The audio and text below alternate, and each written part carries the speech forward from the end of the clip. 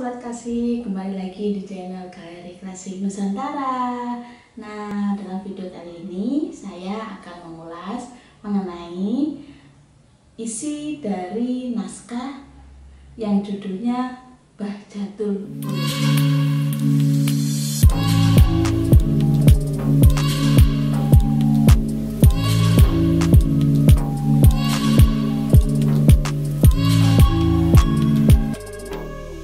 Nah, kitab Bahjatul Ulum adalah salah satu judul kitab dalam naskah yang dalam video sebelumnya sudah saya bahas mengenai review singkat dari naskah ini, seperti itu. Nah, kitab Bahjatul Ulum itu merupakan kitab tentang ilmu tauhid, yaitu tentang tata cara keimanan, seperti itu. Nah, mengenai identifikasi fisik dari naskahnya, sudah saya jelaskan di review sebelumnya ya. Hari ini saya akan fokus pada salah satu judul kitab di dalam satu naskah ini yang saya ambil, yaitu judul kitab yang pertama, yaitu yang judulnya Kitab Bahjatul Ulum, yang merupakan syarah dari kitab Aqidatul Usul, seperti itu. Nah, kitab atau naskah yang berjudul Bahjatul Ulum ini itu merupakan naskah dari karangan Syekh Abu Lais As-Samarqandi. Nah, Syekh Abu Lais As-Samarqandi ini merupakan ulama yang berasal dari daerah Uzbekistan, sobat. Nah, di beberapa sumber dikatakan, saya membacanya dalam jurnal karya yang ditulis oleh Bapak Rizal Mazik, itu dikatakan bahwa ulama-ulama Uzbekistan itu mempunyai andil besar dalam perkembangan keilmuan di Nusantara pada abad ke-17-18, seperti itu. Salah satunya beliau ini, yaitu Syekh Abu Lais As-Samarqandi ini. Dan saya akan mengulas salah satu kitabnya yang judulnya Kitab Bahjatul Ulum. Ini merupakan kitab dari syarah yang berjudul Aqidatul Usul, seperti itu, sobat. Nah, kitab Bahjatul Ulum ini enggak tebal ya. Nah, ini naskahnya tebal. Nah, review kemarin sudah saya jelaskan naskahnya ini tebal, dan ini bukan hanya penjelasan tentang satu judul kitab, tapi ini ada beberapa judul yang ini sudah saya bagi. Nah, saya akan mengulas tentang Bahjatul Ulum. Bahjatul Ulum itu salah satu judul dalam naskah ini yang merupakan judul pertama. Nah, paling awal naskah ini berbicara mengenai kitab Bahjatul Ulum, seperti itu. Nah, kitab Bahjatul Ulum ini terdiri dari sekitar 12 halaman, 12 lembar, seperti itu. 12 lembar, tidak banyak penjelasannya, akan tetapi ada hal-hal unik di dalamnya yang nanti akan saya jelaskan satu persatu. Nah, menariknya lagi perlu sobat kasih tahu, Syekh Husein Sarkawi dalam bukunya Sejarah Islam Indonesia itu pernah menjelaskan bahwa kitab Bahjatul Ulum ini atau kitab karangan Syekh Abu Lais Samarqandi ini merupakan kitab tentang ajaran tauhid kalam yang itu populer sebelum kitab Aqidatul Awam karya Imam Marzuki, lalu kitab Tijanut Dururi Senawi Al-Bantani, atau kitab Umul Barohin Imam Sanusi. Nah, di Nusantara sebelum kitab-kitab itu populer di pesantren-pesantren, nah kitab Bahjatul Ulum ini menjadi salah satu referensi pesantren dalam pengajaran mengenai ilmu tauhid. Dan ini juga saya punya koleksi selain dari naskah ini ya. Saya punya koleksi naskah yang itu juga judulnya Kitab Bahjatul Ulum. Nah, sehingga di situ tesis saya bahwa kitab Bahjatul Ulum ini pernah populer di pesantren-pesantren pada masa dulu, yang sekarang saya di pesantren ketika waktu sekolah dulu sampai di kuliah, saya tidak pernah menemui bahkan di pesantren, di dalam pengajaran pesantren atau di toko kitab di pesantren tidak ada kitab Bahjatul Ulum ini. Nah, ini menunjukkan bahwa kitab ini itu pernah menjadi salah satu referensi pengajaran ilmu tauhid pada masa lalu, yang pada masa sekarang sudah jarang pesantren-pesantren yang menggunakan. Yang populer sekarang kan banyak menggunakan kitab Aqidatul Awam, karya Imam Marzuki, dan kitab tauhid yang lainnya seperti itu. Nah, isi dari kitab Bahjatul Ulum ini memang fokus mengenai ilmu tauhid, usuluddin, ilmu kalam, seperti itu ya sobat. Dan menariknya di beberapa referensi jurnal mengenai Syekh Abu Lesa Al-Markondi, beliau ini merupakan ulama yang mazhab fikihnya itu adalah Hanafi. Nah, menariknya di sini yang ingin saya katakan bahwa Nusantara banyak referensi jurnal maupun buku-buku menjelaskan bahwa Nusantara itu kebanyakan menganut mazhab Imam Syafi'i. Nah, ini kan menarik, pada masa dulu ternyata meskipun secara mazhab fikihnya berbeda, ulama yang punya karya dalam bidang ilmu tauhid atau ilmu kalam dulu juga menjadi salah satu referensi umat muslim terutama di Nusantara dalam mempelajari ilmu tauhid, sehingga bisa saya katakan bahwa moderat, pemahaman secara moderat, tidak memandang atau tidak condong terhadap salah satu mazhab itu menjadi suatu hal yang bagus pada masa lalu, bahwa pada masa lalu juga sudah ada keterbukaan bahwa tidak cenderung pada satu mazhab dalam mempelajari suatu ilmu atau suatu keilmuan seperti itu. Nah, masuk ke dalam isi kitab ini ya, kitab Bahjatul Ulum ini ditulis dengan aksara Arab. Nah, akan tapi di naskah-naskah kuno ini ditambahi atau oleh penyalin dari naskah ini itu ada terjemahan pegon yang berbahasa Jawa seperti itu, bahasa Jawi, tapi dengan tulisan pegon seperti itu. Dan bentuknya, penjelasan dari kitab Bahjatul Ulum ini itu bentuknya tanya jawab sobat. Jadi enak mempelajari tauhid melalui kitab ini tuh saya sebut mudah bagi orang-orang pertama kali belajar tentang ilmu tauhid, karena bentuknya tanya jawab sehingga jelas. Ketika ingin menjelaskan atau ingin mengetahui mengenai apa itu makna iman, apa itu iman kepada Allah, iman kepada malaikat, langsung di situ dengan cirinya, yaitu kenapa kok saya sebut bentuknya tanya jawab, karena setiap sub pembahasan selalu diawali dengan kata apa yang dimaksud dengan seperti itu, lalu jawabannya pasti ada kata fal jawabu. Nah, saya coba perlihatkan. Nah, ini contohnya ada mas'alah idza qila laka kaifa tu'minu bil malaikati. Nah, terus itu pertanyaannya kan bentuk pertanyaan. Masalahnya apa atau bagaimana mengenai iman kepada malaikat. Nah, lalu jawabannya pasti diawali dengan kata fal jawabu. Nah, ini contohnya fal jawabu bi annal malaika. Nah, ini kan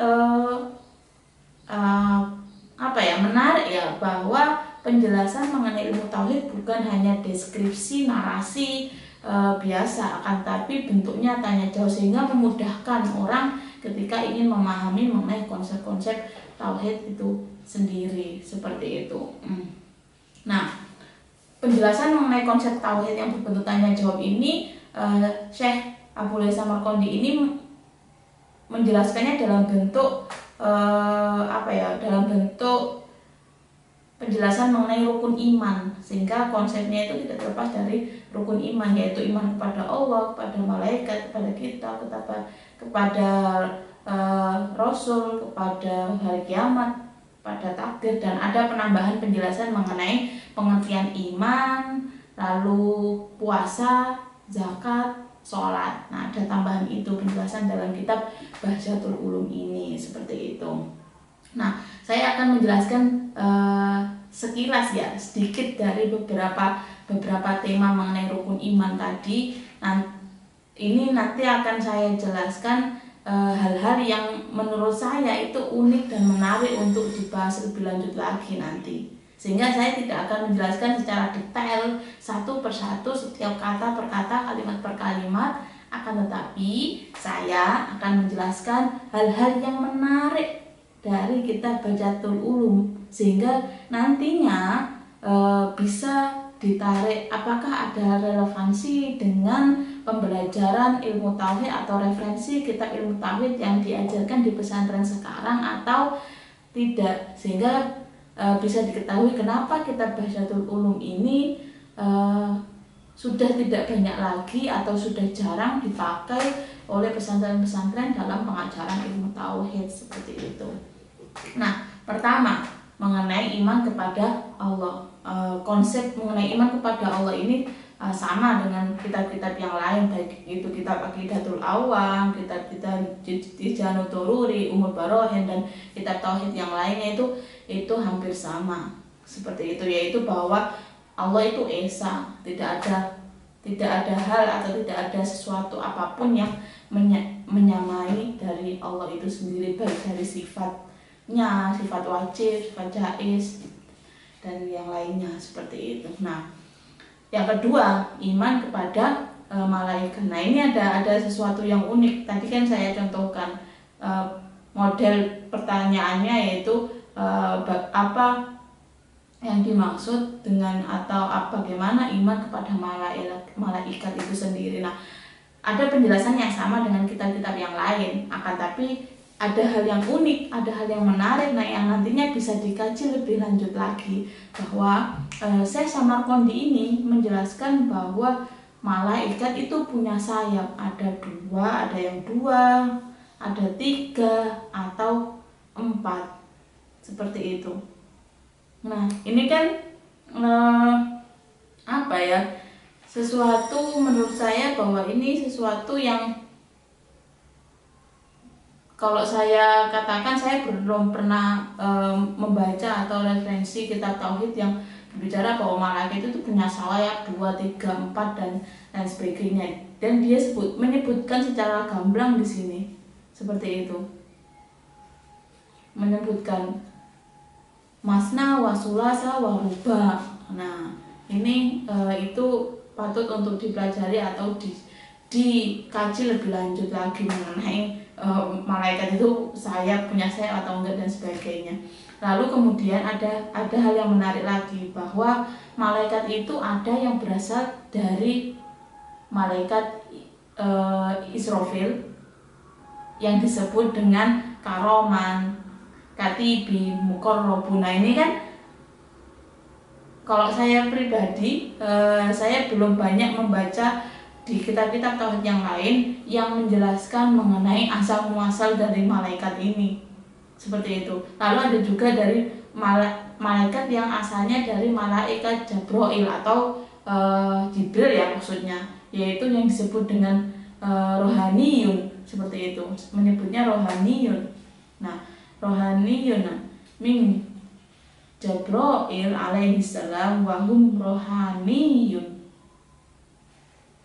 Nah, ada juga yang malaikat itu yang asal usulnya keluar dari malaikat Mikail. Nah, ini yukhrijuna wa minhum ay mim ba'dil malaika yukhrijuna min Mikail alaihi salam wa hum Karibiyun. Nah, sebutannya itu Karibiyun seperti itu.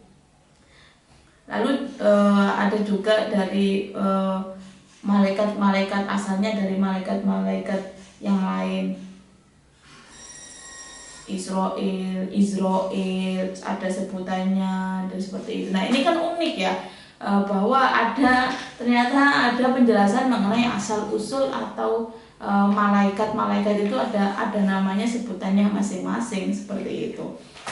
Nah, kemudian ketiga itu penjelasan mengenai iman kepada kitab. Nah, banyak penjelasan yang sama dengan kitab-kitab tauhid yang lain. Maksudnya iman kepada kitab itu seperti apa, lalu konsepnya gimana. Nah, ada yang unik, yang menarik menurut saya itu mengenai jumlah kitab.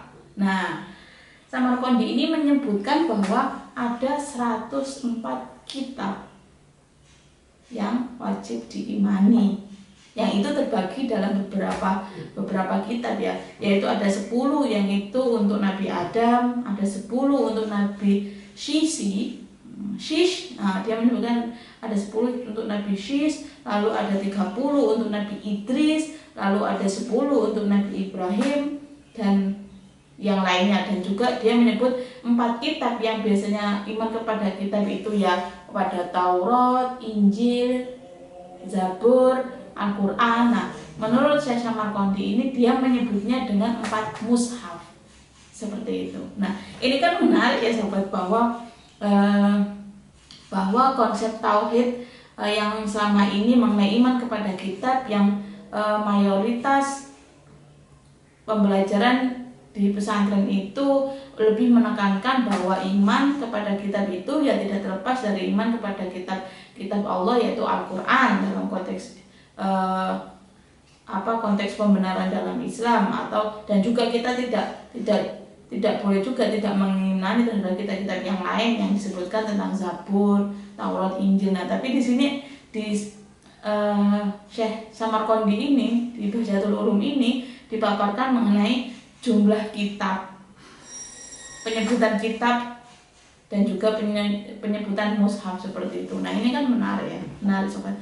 Lalu pembahasan keempat mengenai iman kepada Rasul. Nah, iman kepada Rasul, Samarqandi juga menjelaskan mengenai perbedaan Nabi dan Rasul, sama seperti penjelasan di kitab-kitab tauhid yang lain, bahwa kalau Rasul itu ada perintah untuk menyampaikan, kalau Nabi itu tidak ada perintah untuk menyampaikan seperti itu. Nah, yang menariknya yang saya beri catatan di sini mengenai iman kepada Rasul. Nah, mengenai iman kepada Rasul itu adalah tentang jumlah Nabi dan juga jumlah Nabi dan Rasul. Itu ya yang jadi catatan menarik bagi saya dalam kitab Bahjatul Ulum ini.